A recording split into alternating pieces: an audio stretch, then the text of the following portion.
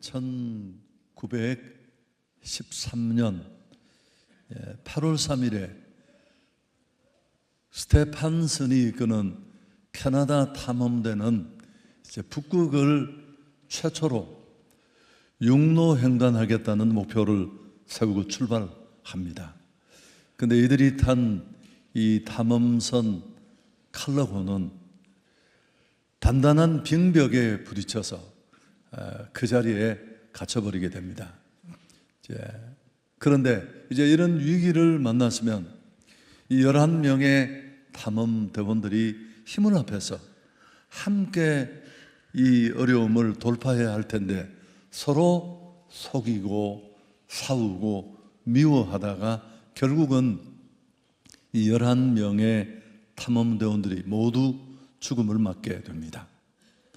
그로부터 1년 뒤인 1914년 12월 5일 영국의 탐험대, 우리가 잘 아는 어네스트 세클턴이 이끄는 27명의 탐험대가 역시 남극 대륙을 육로로 탐색하겠다는 야심을 가지고 출발합니다. 역시 그들도 많은 어려움을 만납니다. 빙산에 떠돌아 다니는 이 빙산에 배가 난파됩니다. 절박한 죽음의 자리에서 2년간의 사투를 벌입니다. 그렇지만 결국은 성공하고 모두가 27명 살아남게 됩니다. 이 두 사건은 언제나 많이 비교가 되는데 오히려 더 어려운 환경에 있었던 영국 탐험대가 살아남을 수 있었던 이유가 무엇일까? 이를 연구하던 사람들은 세클턴의 리더십 때문이었다. 그렇게 결론을 내립니다. 극한 상황에서 서로 돕게 했고 또 현실을 극복하는 팀워크를 이루게 했고 이 일을 모두 가능하게 했던 대장 세클턴의 리더십이 이런 결과를 만들어 내었다. 그게 이를 연구한 사람들의 진단입니다. 여러분 어느 공동체든 좀 울리는 건 빼주셨으면 좋겠습니다. 지도자는 있습니다. 이끄는 무리가 있는데 어떤 지도자를 만나느냐 하는 것은 정말 하늘과 땅 차이입니다. 죽느냐 사느냐의 문제가 달려 있습니다. 그래서 우리가 여러 가지 만남의 축복이 필요합니다만은 좋은 지도자와의 만남은 정말 기도해야 될 제목입니다. 평소에도 우리는 교회가 지도자 이상 될 수 없다 그런 말들을 곧장 합니다. 제가 가장 부담 느끼는 얘기죠. 교회 성경학자인 맥가브라는 모든 교회는 교회 지도자인 목사만큼 잘하고 교회의 질은 그 교회 지도자인 장로만큼 잘한다. 다시 한번 할까요? 모든 교회는 교회 지도자인 목사만큼 성장하고 교회 수준과 질은 그 교회 지도자인 장로만큼 잘한다. 좌표가 되는 거죠. 여러분, 제가 이 엑소더스 집회에 강의를 요청받았습니다. 꽤 큰 교회로부터. 그래서 부담을 느끼고 어떤 주제냐고 물으니까 첫 시간에 한성교회를 이끄는 리더십들이 모일 테니까 좀 리더십들을 향한 메시지를 달라고. 금식과 연관하는 일이 쉽지는 않습니다만은 어쨌든 그런 말씀을 좀 드리려고 합니다.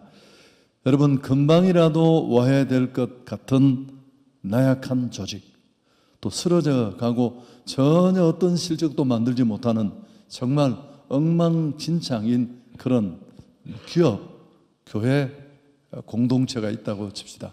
그런데 새로운 지도자가 오면 어떻게 될까요? 금방 달라집니다. 생존의 가능성이 전혀 없어 보였는데 새로운 리더가 나타나면 사람들이 결집합니다. 그리고 순식간에 일어나는 그 변화는 너무 놀라울 정도입니다. 모두가 입을 다물지 못합니다. 과거에 지도자가 10년, 20년이 걸려도 이루지 못했던 일을 그는 순식간에 6개월이면 너끈히 해냅니다. 사람도 똑같고 상황도 문제도 달라진 게 하나도 없는데, 여러분, 이 차이는 전적으로 리더십의 차이입니다. 어떤 도전이 와도 헤쳐나가는 리더가 있는가 하면 언제나 핑계대고 탓하고, 그러면서 만성적 실패, 어중간한 수준을 뛰어넘지 못하는 그런 리더도 많이 있습니다. 문제는 리더십입니다. 교회도 전혀 다르지 않습니다. 앞에 말했지만 목사, 장로, 이들이 도대체 어떤 모습으로, 어떤 생각으로 교회를 섬기느냐. 한 사람만 바람 잡고 폼 잡으면 그래야 되는 줄 알고 다 뽀고가 되는 거죠. 배에 바람을 볼록하게 넣어서. 여러분, 리더십에 관한 연구는 하면 할수록 느끼는 게 있습니다. 중요한 게 아니라 모든 것이다. 오늘 우리가 안고 있는 문제의 대부분의 열쇠가 리더십 안에 있을 수 있습니다. 설명할 필요도 없네요. 국가적인 혼란, 개인 삶의 지지부진함, 복음이라는 엄청난 위력을 가지고 있는데 전혀 변화를 만들지 못하는 교회의 무기력함, 비전 없음. 여러분, 아무리 나빠도, 아무리 어려워도, 어떤 절망에 빠뜨려져도 지도자는 상황을 탓하는 사람이 아닙니다. 그래서 그가 거기 있고, 그래서 그의 리더십이 필요한 것입니다. 얼마든지 변화를 만들 수 있습니다. 2500년 전 유다 땅 예루살렘에 이런 지도자가 있었습니다. 이스라엘은 오랜 포로 생활을 끝내고 돌아와 예루살렘의 재건을 부단히 노력했지만 쉽게 해법을 찾지 못하고 모두가 바닥을 치고 있었습니다.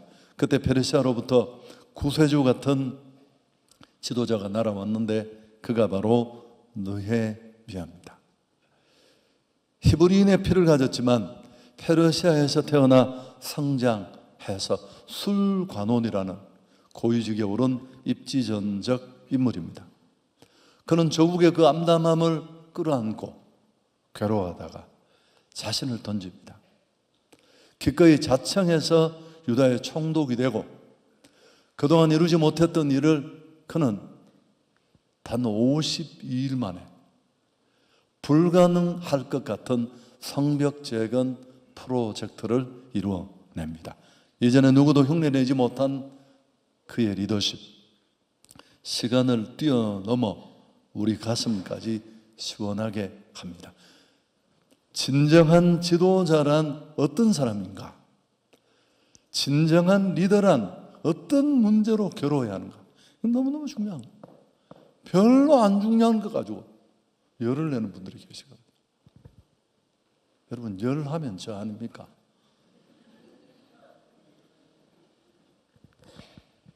진짜 지도자는 어떤 사람인지, 도대체 지도자는 뭘 끌어안고 고민하고 아파하고 시대를 향한 하나님의 마음을 읽을 수 있는 안목이 있었습니다. 공동체가 오랫동안 안고 있는 문제가 뭔지를 그는 알고 있었고요. 해결합니다. 여러분, 이건 리더의 고유한 몫입니다.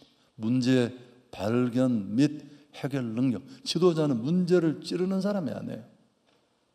그건 나의 문제예요. 우리의 문제고.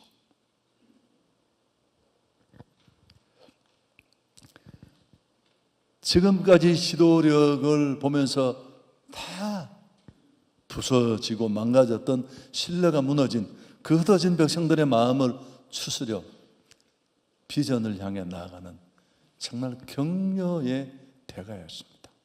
다 자기가 해놓고는 우리 모두가 했다고. 준비해야 할 때와 움직여야 할 때를 그는 알고 있었습니다. 혼자 해야 할 일과 함께 해야 할 일을 분별했고요. 내부와 외부의 저항을 극복하는 지혜를 보여주었고, 이런 리더십만 있으면 어떤 자리에든지 전혀 문제될 게 없습니다. 여러분, 대한민국의 어려움은 언제나 지도력의 문제와 맞물려 있습니다. 사실은 그 속에 우리의 문제가 들어있죠. 지도자를 누가 선택했나? 나는 투표 안 했다고요? 말도 안 되는 얘기를. 그건 의미 없는 얘기입니다.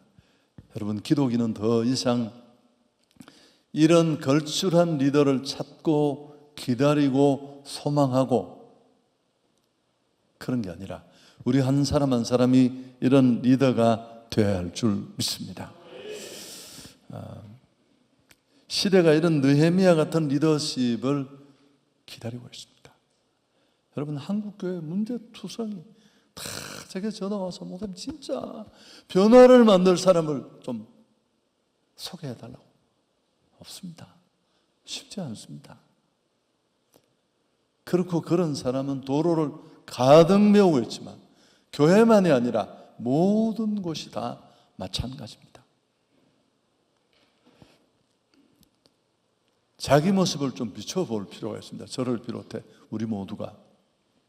제가 이걸 좀 자막으로 보여드렸으면 좋았을 텐데 뒤에서 찬양하다가 생각이 나는데 때는 늦으리. 제가 말로 하겠습니다. 외국 잡지에 실렸던 기독교 잡지에 나쁜 리더의 8가지 신호, 이 좌표 8가지를 딱 띄워놓고 나를 보면 내 모습이 보일까요? 우리는 언제나 착각합니다. 나는 잘하고 나는 문제없고 나 같은 지도자가 어디서, 나 없으면 한성교회 어려울걸, 별 걱정을 다 하십니다. 재미로 하는 얘기예요. 나쁜 리더의 8가지 신호, 첫 번째, 공감이 결여되어 있다. 야, 이거 치명적입니다. 여러분, 공감 능력은 정말 중요합니다. 두 번째, 변화를 두려워한다. 우리가 언젠가 변화를 만들려고 하면 항상 작은 문제, 또 상황 문제, 세 번째, 너무 쉽게 타협한다. 최근에 제 마음을 아프게 합니다. 지도자는 관대하되 타협해서는 안 되는데 그럼 어려워지는 거예요. 네 번째, 지나치게 권위적이다. 권위가 필요하지만 권위적이면 어렵습니다. 우유부단하다. 우유를 좋아하지만 우유부단은 안 돼요. 여러분, 6번째는 진짜 치명적이 될 수 있습니다. 사람 보는 눈이 없다.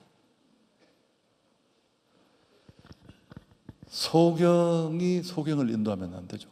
또 균형, 7번째, 균형 감각이 없다. 아침 일찍 출근해서 막 새벽 2시까지 일하고 이런 사람이 일을 잘하는 줄 알지만 전혀 그렇지 않습니다. 일과 삶의 균형, 이 밸런스를 놓치면 여러분, 악기도 텐션만 주어서 되나요? 8번째, 겸손하지 못하다. 건들거림이 느껴지면 그건 끝이에요. 느헤미야 리더십을 좀 배워보려고 하는데, 왜 우리 모두, 여러분 저만이 아니라 우리 장모님들만이 아니라 권사님들만이 아니라 집사님들만이 아니라 우리 모두는 교회 리더입니다.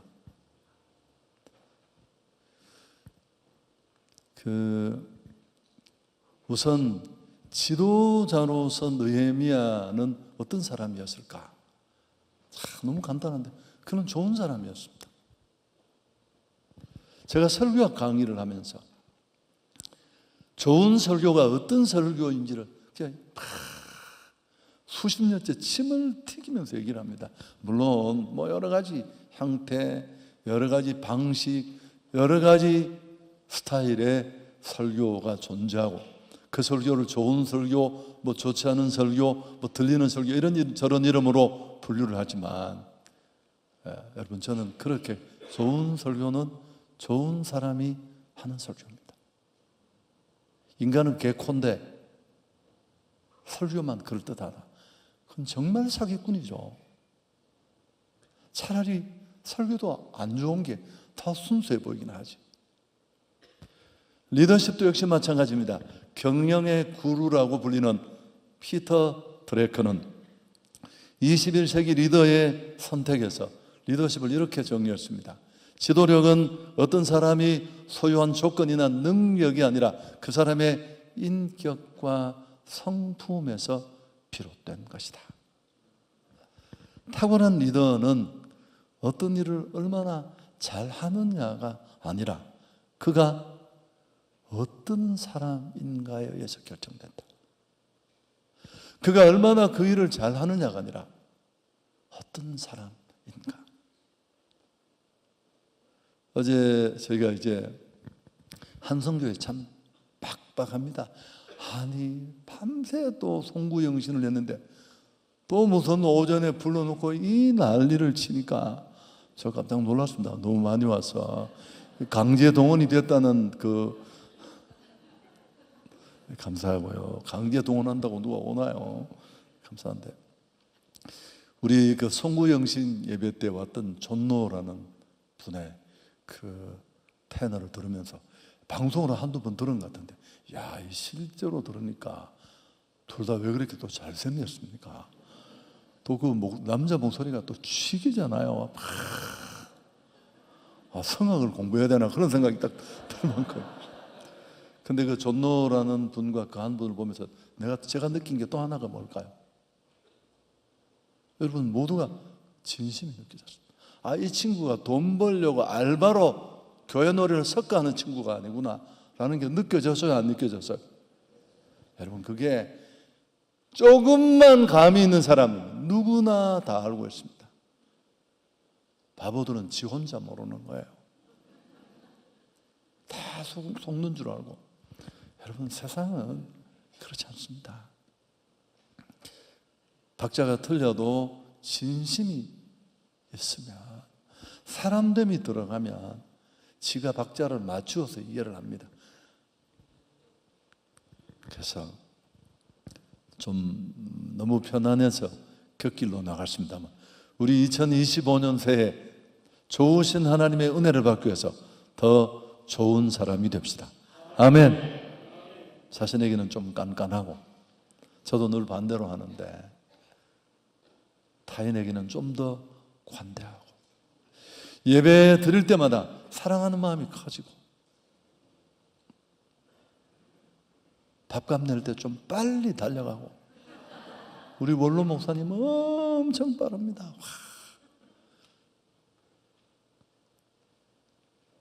두 번째, 또 하나는 내면은 정말 감각 있는 지도자였습니다. 제가 이렇게 표현할 수밖에 없는데, 이 감각이라는 거 좀 더 익숙한 단어로 바꾸면 통찰력. 여러분, 이 통찰력이 중요한 건 뭐냐 하면, 고급 리더들을 만나보면 동물적 본능이 있습니다. 이것들이 얼마나 빠른지 몰라요. 눈치와도 약간 사촌쯤 되는데 좀 차원이 다른데, 순식간에 굉장히 많은 것들을 딱 이렇게 종합적으로 분석해내는 그런 힘이 있습니다. 여러분, 이 통찰력이 중요한 건 창의성과 연결되어 있다는 사실입니다. 창의성 있는 한 사람의 생각이 수십만 명을 먹여 살리고, 일론 머스크 이야기를 뒤에 하려고 했는데, 여러분 보십시오. 사실 이 감각적인 부분은 타고나는 게 많습니다만, 그렇지만 우리는 노력해야 합니다. 좀 더 나는 무슨 일이든지 잘하고 싶다면 좋아하는 일을 하면 좀 확률이 높아집니다. 왜 그럴까요? 좋아하는 일은 내 안에 그런 재능이나 감각이 있을 가능성이 높습니다. 꼭 그런 건 아니지만 제가 두 가지 얘기를 하고 마치려고 합니다. 너무 한 가지 얘기만 하면 그럴 것 같아서 뻔하니까. 첫 번째가 뭐냐면 독서하라는 겁니다. 독서. 여러분, 이런 감각을 익히고 지도자로서의 시야, 분별력, 지각, 통찰력을 갖는 건 너무너무 중요해요. 또 이야기하면 눈이 나쁘면 온몸이 상합니다. 눈이 나쁘면 이마가 깨지는 게 아니고, 눈이 나쁘면 무릎이 깨어지는 정도가 아니라, 눈이 나쁘면 구렁텅이에 빠져서 생명을 잃습니다. 소경이 소경을 인도하면 다 말아먹고요. 그 사람이 교사다, 그 사람이 목사다, 그 사람이 책임 있는 자리다, 어떻게 엉터리로 기업을 맡았다, 너무 한 국가를 맡았다, 너무 어렵죠. 여러분, 책을 제가 참 이런 이야기하기 부끄러운데, 저는 너무 솔직해서 제 아내한테 맨날 욕을 먹는데, 저는 지금도 책이 즐겁지는 않습니다. 목사에게는 진짜 치명적인. 그렇지만 제 자신에게 끊임없이 책이 정말 즐겁지. 그리고 오늘 아침에도 읽고, 화장실에서도 읽고, 제 아이패드 미니 밀리 서재로 읽고 하여튼 읽습니다. 근데 아직도 그렇게 책이 맛있지는 않습니다. 맛있을 때도 있는데 맛없을 때도 있고. 여러분, 한성교회가 그 어려움 속에 귀퉁이 그 인샵 안에 그래도 서점을 유지하는 이유는 제 철학이 있기 때문입니다. 봐야 읽고 싶고, 읽어야 인생이 바뀌는 겁니다. 특히 무엇보다도 인문학이나 고전을 읽어라, 이런 얘기를 진짜 많이 하면, 이 이야기 딱 들으면 짜증이 또 팍 몰려옵니다. 아니, 저 이야기를 내가 또 신년 금식 집회 와서 또 들어야 되느냐? 여러분, 인문학이 뭘까요? 인문학은 인간에 대한 학문입니다. 인간의 정신적, 문화적 측면을 연구하는, 인간의 삶과 사회를 이해하는데 너무너무 중요한 역할, 수천 년 클래식 음악처럼 우리가 바흐의 연주를 지금도 듣는 것처럼 그렇게 그 긴 시간을 살아남아 일으켜지는 책들이 있습니다. 얼마나 대단했으면 그렇게. 그럼 그 책을 읽으면 이런 인문학적 지식과 통찰력이 생기고, 여러분이 사회 전체 발전에 기여하고, 무엇보다도 의사결정을 할 때 이게 잣대가 되는 겁니다. 무식하면 용감합니다. 동네 깡패 이름 대도 이름을 모르니까 그냥 대들다가 실컷 두들겨 맞고, 저는 왜 이렇게 안 좋은 예를 들까요? 빌 게이츠, 워렌 버핏, 앨런 머스크, 미치도록 책만 읽는 사람들이. TV도 없습니다. 앨런 머스크는 학교에서 두들겨 맞고요, 왕따 당해서 미친 듯이 책만 읽었습니다. 별에 가는 이야기, 달에 가는 이야기, 만화 같은 거. 그게 스페이스X를 만들고, 뉴럴링크, 다 그때 그 독서를 하고 읽었던 그 꿈이 다. 책을 읽지 않는 사람은 아무런 생각도 나지 않습니다.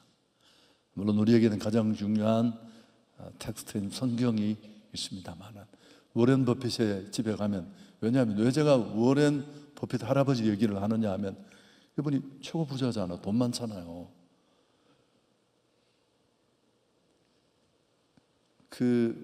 뭡니까?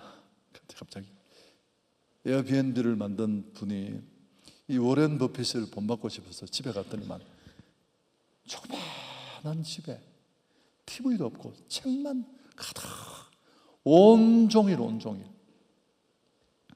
그러면서 온 세상과 사람을 깊이 이해하고 내리는 그의 결정, 선택.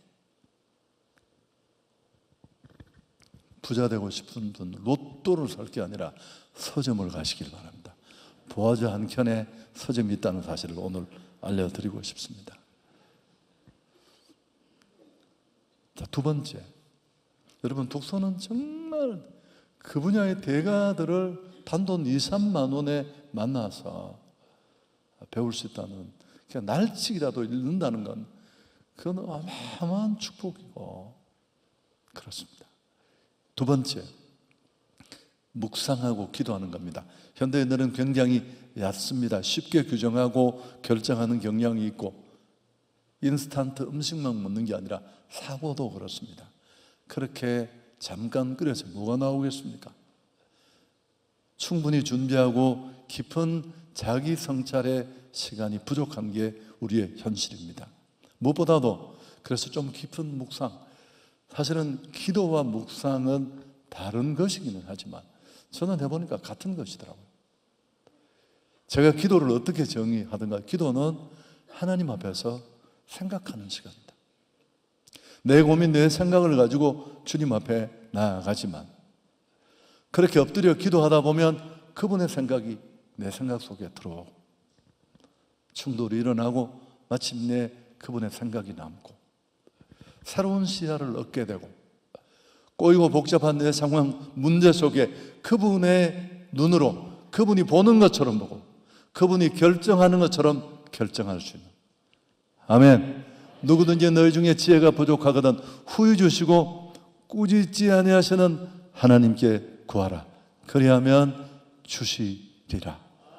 여러분, 이게 그겁니다. 그러니까 여러분이 무슨 물건을 사든, 이사간 집에 소품을 고르든, 그게 신랑감을 고르는 일이든, 직업을 선택하는 일이든, 내 인생의 진로를 결정하는 일이든, 이 선택은 다 작동을 하는 거예요.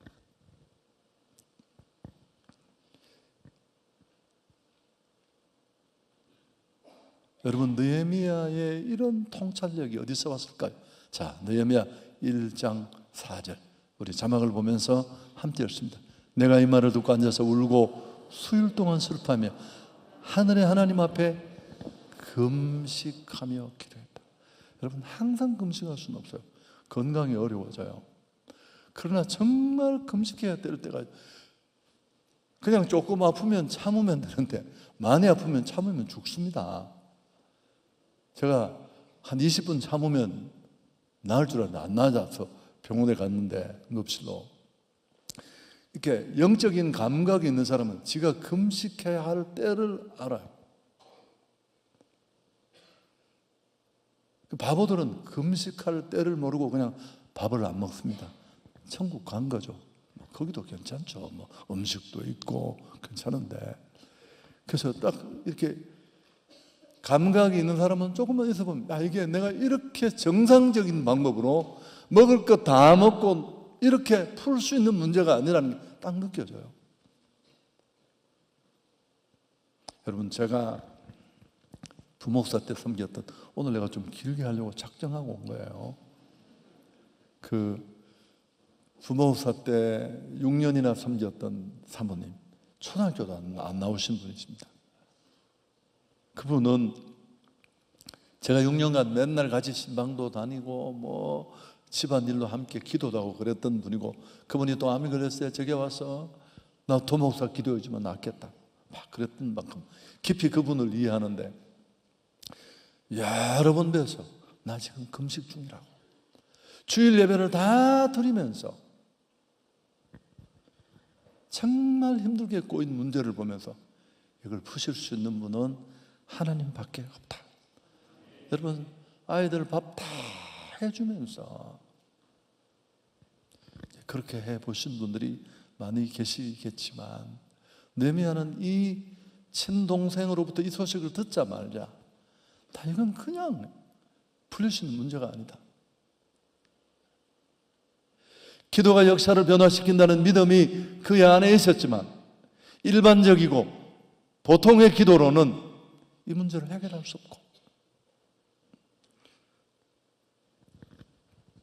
여러분, 365일 12달, 이 엄청난 시간, 다시 반복도 재사용도 어려운 인생, 한 번 살면 끝인데 반성은 하지만 그 걸음을 내디디면서 이 정도 우리 마음에 간절함이 없다면 우리가 어떻게 살아갈 수 있겠습니까?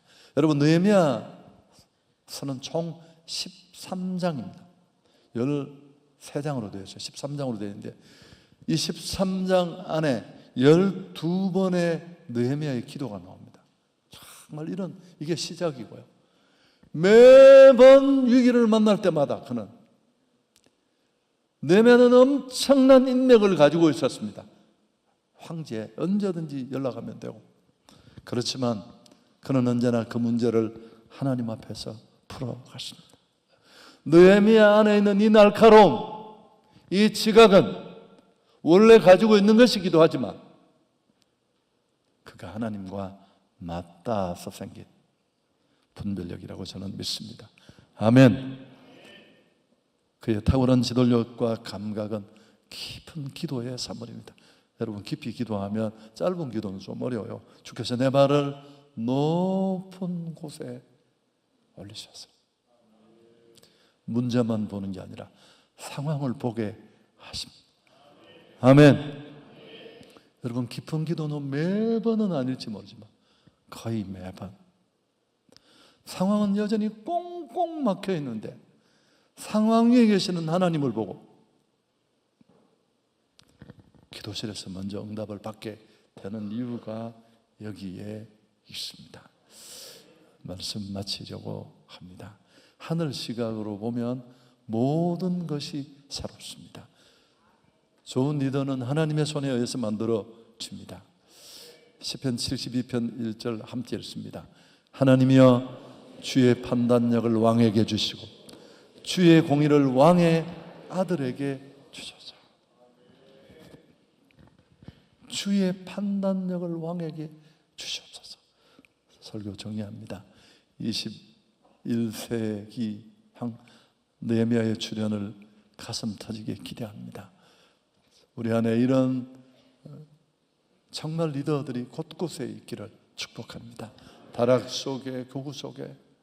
그래서 그 다친 마음들을 다 어루만지고. 여러분, 사람이 하는 일은 참 놀랍습니다.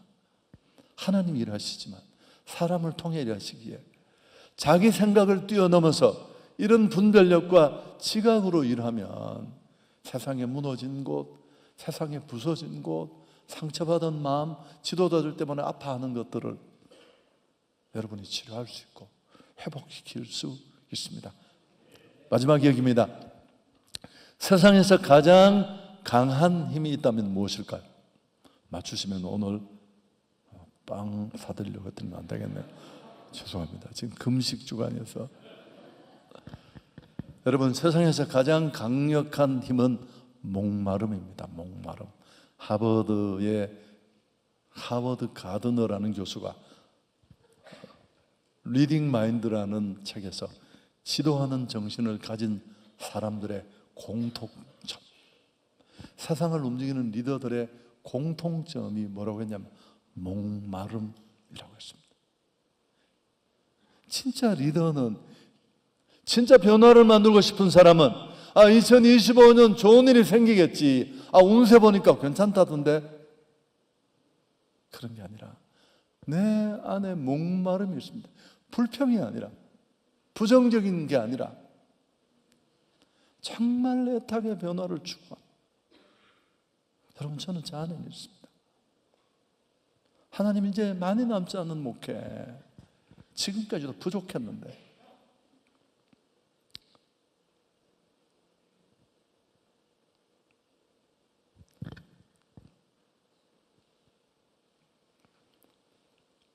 잘하지는 못하지만 부끄럽지 않게.